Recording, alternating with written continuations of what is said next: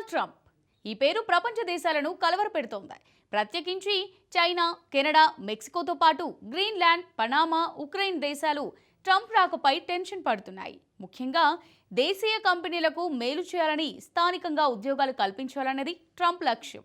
దీనికోసం China, Canada, Mexico దిగుమతులపై భారీగా సుంకాలు విధించేందుకు సిద్ధమవుతున్నాడు. ఇప్పటికే దిగుమతుల సుంకాలను వసూలు చేసేందుకు ట్రంప్ ఓ శాఖను కూడా సృష్టించారు. అయితే ట్రంప్ ప్లాన్ భౌగోళిక వాణిజ్య యుద్ధంగా మారేలా కనిపిస్తోంది. ట్రంప్ టారిఫ్స్తో లాభం ఎవరికి? దిగుమతి సుంకాలను చెల్లించేది ఎవరు? ట్రంప్ టారిఫ్స్తో భౌగోళిక వాణిజ్య యుద్ధం ఎందుకు వస్తుంది? Watch this story. విదేశీ సుంకాలపై ట్రంప్ కొత్త శాఖ ఏంటి?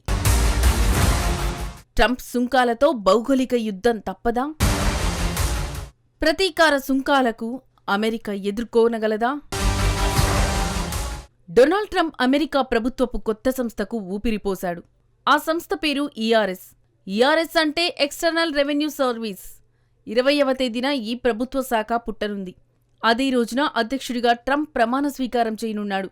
ఈ శాఖ గురించి ట్రంప్ ఎప్పుడు చెప్పాడు? ఈ శాఖ ఎలాంటి విధులను నిర్వర్తించనుంది? తాజాగా ట్రంప్ తన సొంత సోషల్ మీడియా ట్రూత్ సోషల్లో కొత్త ప్రభుత్వ శాఖ గురించి ప్రకటించాడు. ఈ సంస్థ విధులేమిటంటే విదేశీ సంస్థల నుంచి పన్నులు, ఆదాయాలను వసూలు చేయనుంది. అయితే దీనితో చిన్న చిక్కు కూడా ఉంది. విదేశీ సంస్థల నుంచి ఏ దేశమూ నేరుగా సుంకాలు వసూలు చేయదు. సాధారణంగా పన్నులను దిగుమతిదారుల నుంచి వసూలు చేస్తారు. అది కూడా అమెరికాలో ఉండే దిగుమతిదారుల నుంచి మాత్రమే ఆ దేశం పన్నులు వసూలు చేయడం సాధ్యపడుతుంది. నిజానికి ఎక్స్టర్నల్ రెవెన్యూ సర్వీస్ అనే పేరు అద్భుతంగా ఉంది, కానీ ఇది ఖచ్చితమైనది మాత్రం కాదు. దీన్ని అర్థం చేసుకోవాలంటే సుంకాల చర్చలోకి వెళ్లాల్సిందే. అసలు సుంకం అంటే ఏమిటి? విదేశాల్లో తయారు చేసి దిగుమతి చేసుకున్న వస్తువుపై విధించే పన్నును సుంకం అంటారు. ఉదాహరణకు చైనాలో తయారైన కారును తీసుకుందాం. చైనా ఫ్యాక్టరీలో చైనా ఉద్యోగులు తయారు చేసిన కారు అన్నమాట. ఒక కారును తయారు చేయడానికి $20,000 ఖర్చయిందనుకుందాం. ఇందులోనే మెటీరియల్ ఖర్చు, కార్మికుల వేతనాలు కలిపే ఉంటాయి. సో కారు తయారైన తరువాతే ఎగుమతికి సిద్ధమవుతుంది. అయితే అమెరికాలో నేరుగా చైనా ప్రభుత్వమో ఫ్యాక్టరీనో ఒక స్టాల్ ఏర్పాటు చేసి కార్లను విక్రయించవు. లేదంటే అమెరికన్ బార్డర్ గార్డ్స్తో చైనా అధ్యక్షుడు జిన్పింగ్ వెళ్లి తమ ఉత్పత్తులను అమెరికాలోకి పంపడు.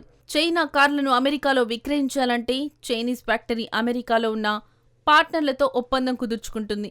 అంటే చైనీస్ ఫ్యాక్టరీల నుంచి కార్లను కొనుగోలు చేసి అమెరికాలో విక్రయించే పార్ట్నర్ ఉండాలి. ఈ పార్ట్నరే అమెరికాలో దిగుమతిదారు అన్నమాట. చైనా కారుకు సదరు పార్ట్నరే $20,000 చెల్లిస్తాడు. దీనికి రవాణా ఛార్జీలు కూడా కలుపుతారు. ఈ కార్లను దిగుమతిదారులు అమెరికాలోని తమ షోరూంలలో విక్రయిస్తారు. సో కారు వీధుల్లోకి వెళ్లకముందే చైనా ఫ్యాక్టరీ సొమ్ము చేసుకుంటుంది. అక్కడితో చైనీస్ ఫ్యాక్టరీల పని అయిపోయినట్టే. దిగుమతిదారులు ఆ తరువాత కార్లను అమెరికన్లకు విక్రయించుకుంటారు. ఒకవేళ డొనాల్డ్ ట్రంప్ దిగుమతి సుంకాలను పెంచితే వాటిని అదే అమెరికా దిగుమతిదారుడే చెల్లించాల్సి ఉంటుంది. అన్ని దిగుమతులపై గంపగుత్తగా 10% సుంకాలను పెంచుతామని ట్రంప్ చెబుతున్నాడు. మెక్సికో, కెనడాపై భారీగా సుంకాలను విధిస్తామని ట్రంప్ వార్నింగ్ ఇచ్చాడు. 25% దిగుమతి సుంకాలను విధిస్తామని తేల్చి చెప్పాడు. చైనా విషయంలో మరీ దారుణంగా ట్రంప్ వ్యవహరిస్తున్నాడు. చైనా దిగుమతులపై 60% టారిఫ్స్ వేస్తామని హెచ్చరించారు. సో చైనా కారు విషయానికి మళ్లీ వద్దాం. కారు ధర $20,000 అయితే దానికి 10% షిప్పింగ్ ఛార్జీలను కలుపుకుని అమెరికన్ పార్ట్నర్కు కారును అప్పగిస్తుంది. అంటే $22,000కు కారును చైనా దిగుమతిదారుకి ఇస్తుంది. దిగుమతిదారు అసలు కారు ధర $22,000 అన్నమాట. ఈ కారును కొంత లాభంతో $23,000కు విక్రయించవచ్చు. ట్రంప్ టారిఫ్ల ప్రకారం 60% సుంకాన్ని కూడా దిగుమతిదారు చెల్లించాల్సి వస్తుంది. $20,000 కారుకు 10% రవాణా ఛార్జీతో పాటు 60% టారిఫ్ వేస్తారన్నమాట. $20,000 కారుకు 60% సుంకం అంటే $12,000 అవుతుంది. అంటే మొత్తం కారు ధర $34,000లకు చేరుకుంటుంది. దీనిపై దిగుమతిదారు లాభంతో విక్రయించాలంటే చైనా కారును $35,000లకు అమ్మాల్సి ఉంటుంది. దీంతో ఎవరికి లాభం కలుగుతుంది? దీనికి నిజంగా ఎవరు చెల్లిస్తారు? ట్రంప్ పన్నులతో చైనీస్ ఫ్యాక్టరీలకు ఎలాంటి సమస్య ఉండదు. చైనా కార్లతో అమెరికా ప్రభుత్వానికి అప్పనంగా $12,000 సుంకం కింద ఆదాయం వస్తుంది. అయితే దీన్ని ఎవరు చెల్లిస్తారు? దీనికి బాధితులు ఎవరు అంటే అమెరికన్లే. సాధారణ అమెరికన్ పౌరులే ట్రంప్ సుంకాల బారిన పడుతున్నారన్నమాట. అందుకే డొనాల్డ్ ట్రంప్ తీసుకొచ్చిన ఎక్స్టర్నల్ రెవెన్యూ సర్వీస్ మార్కెట్ గిమ్మిక్గా విమర్శలను ఎదుర్కొంటోంది. ఎందుకంటే ఈ రెవెన్యూ విదేశాల నుంచి రావడం లేదు. ట్రంప్కు కావలసిన రెవెన్యూను అమెరికన్ పౌరులే చెల్లిస్తారు, భరిస్తారు. అమెరికన్లపై ప్రభావం పడుతున్నదని తెలిసి ట్రంప్ ఎందుకిలా చేస్తున్నారు? దీని ప్రభావంతో దీర్ఘకాలిక లాభాలు ఉన్నప్పటికీ అమెరికా ద్రవ్యోల్బణం భారీగా పెరిగే ప్రమాదం ఉంది. ట్రంప్ సుంకాలతో ఉన్నట్టుండి విదేశీ వస్తువులు ధరలు భారీగా పెరుగుతాయి. కానీ స్థానిక వస్తువుల ధరలు మాత్రం సాధారణంగానే ఉంటాయి. నిన్న మొన్నటి వరకు $23,000 పలికిన చైనీస్ కారు ఇప్పుడు $35,000 పలుకుతుంది. కానీ స్థానిక కంపెనీల కార్లు మాత్రం అదే $30,000 పలుకుతాయి. సో ఇంకా సింపుల్గా చెప్పాలంటే చైనీస్ కార్ కంటే స్థానిక కంపెనీల కారు మరీ చౌకగా అనిపిస్తుంది. దేశీయ కంపెనీలకు ఊతమిచ్చే చర్యలుగా దిగుమతి సుంకాలను పేర్కొంటారు. మరో రకంగా చెప్పాలంటే విదేశీ వస్తువుల ధరలను అధికమయ్యేలా చేసి దేశీయ వస్తువులను కొనుగోలు చేసేలా ఒత్తిడి చేయడమే. అయితే ఇదేమి కొత్త వ్యూహం ఎంతమాత్రమూ కాదు. చాలా వరకు ప్రపంచ దేశాలని ఇలాగే చేస్తున్నాయి. దేశీయ పరిశ్రమలకు రక్షణ కల్పించేందుకు ఇలాంటి చర్యలు ఆయా దేశాలు తీసుకోవడం సహజమే. గత కొన్నేళ్లుగా అమెరికా తయారీ కంపెనీల్లో ఉద్యోగాలు తగ్గిపోతున్నాయి. చైనా లాంటి విదేశాలకు తయారీ కంపెనీలు తమ కార్యకలాపాలను అప్పగించేశాయి. అక్కడ కార్మికులకు భారీగా వేతనాలు చెల్లించే అవసరం ఉండదు. చైనాలో ఉద్యోగుల వేతనాలు అమెరికాతో పోలిస్తే చాలా తక్కువ. అయితే దిగుమతి పన్నుల కారణంగా చైనీస్ కంపెనీలు నష్టపోక తప్పదు.